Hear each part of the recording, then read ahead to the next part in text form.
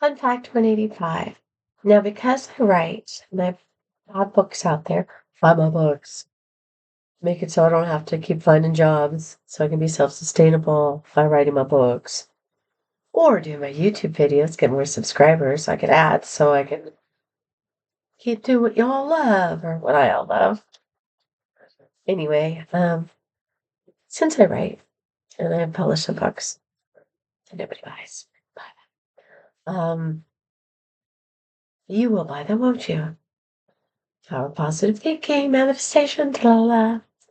People often give me books to read, um, give me stuff that they've written to read, make recommendations, ask me what books I like, which books I've read. I haven't really read a book in a long time because I don't want to be unduly influenced with my writing. Um, I'll read parts of things and stuff, and I used to read to my daughter all the time, but she's older now, so she doesn't even, yeah. But and I do have a lot of favorite books, and I think I've listed them here before if you go way back in time. A lot of fiction, a lot of science fiction, a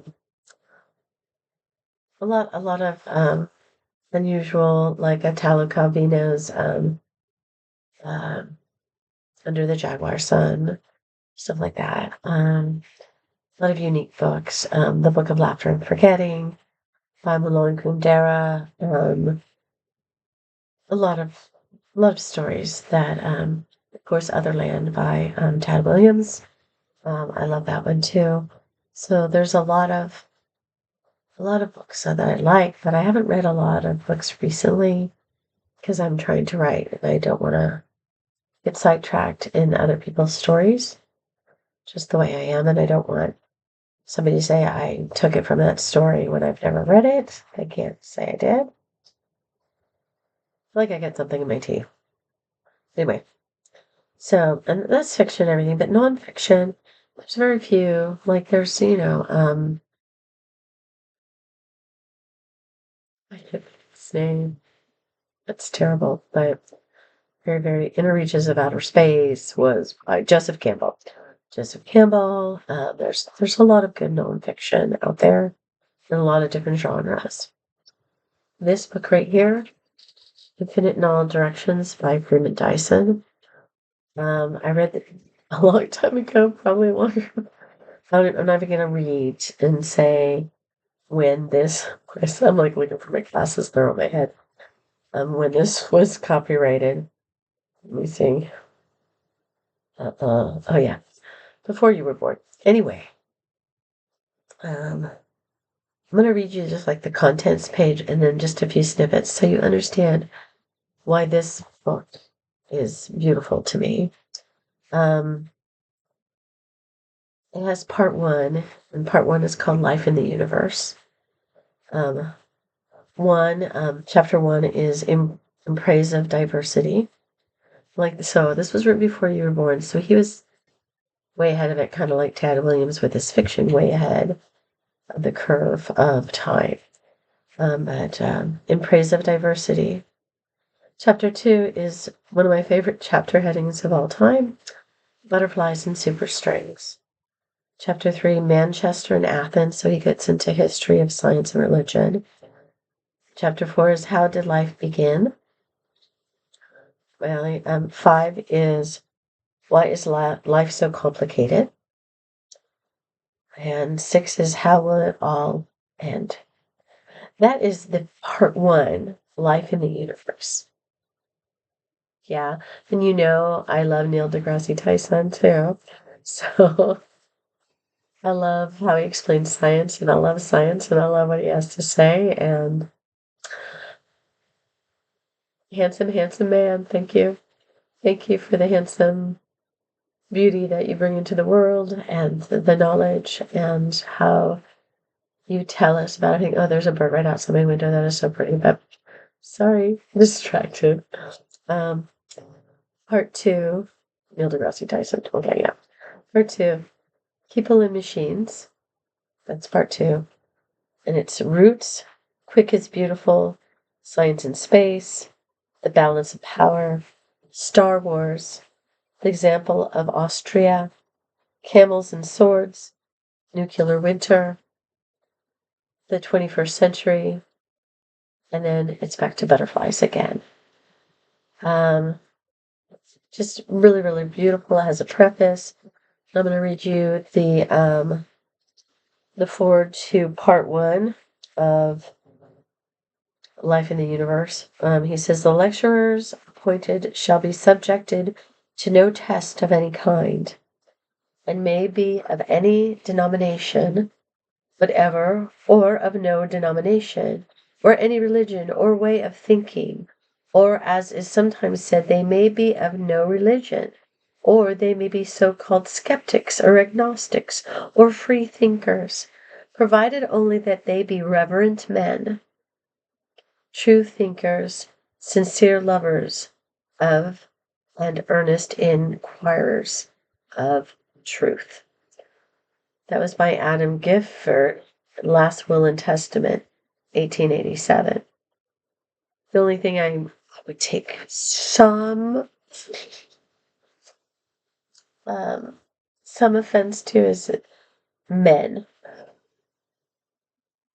Humans would have been better, but as long as they are reverent men, I would say reverent humans or reverent beings. I would say beings, wouldn't I? So the praise of diversity, I'll try to give you a glimpse of, I know I'm promoting somebody else's old book, but I think it's still full of a lot of good things that people are trying to hash out now, and if only they would read or listen. So, butterflies and super strings. This quick tour of the universe will begin with super strings and end with butterflies.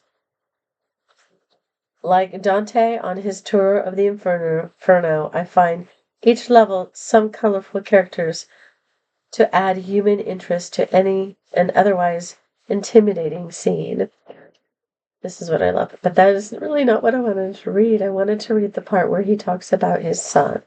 Oh, here it is. It is in Praise of Diversity. That's chapter 1.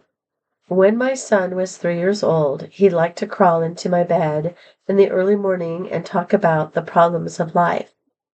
One morning he said abruptly, "You know, there are 2 gods." I was surprised and asked him, "What are their names?" He replied, "One is called Jesus, and he makes people, and the other is called Bacchus, and he makes wine." I suppose my son must have picked up from his surroundings a tendency to polytheism.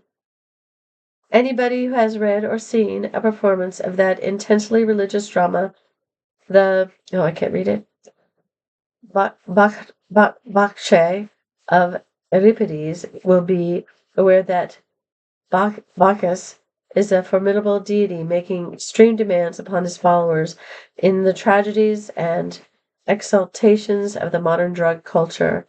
Bacchus is alive. I doubt whether my 3-year-old son was conscious of all this, and more than he was conscious of the fine points of the doctrine of the divinity of Jesus. His statement showed, in my opinion, a certain innate religious feeling expressed in language appropriate for the child of a physicist. So that's one thing you need to know too is Freeman Dyson basically is a physicist, but where does it say it tells you somewhere here. I haven't read this for a while, but still one of my faves. And he's written more books, but I haven't read the other ones. I've just read this one.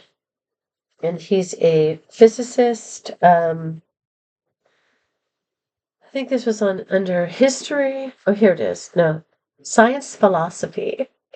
It's considered a science philosophy book, but he's a historian and a physicist and a theologian and a philosopher. So it combines all of these things into one dripping essence.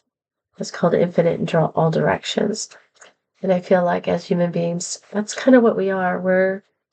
We always think that we're going in a straight line, but I think we're really beings that are infinite in all directions. So that's my recommendation for reading this week. There's some big words in it, but it's not really that. I read it, like I said, a long time ago, and I'm a good reader. I have high reading comprehension, so if I don't know the words, I can infer. So it's a beautiful book, but it's a heavy book. There's a lot in it that makes you think. And even though it was written a long time ago, well, it was written after I think Otherland started. So both of them are very insightful authors.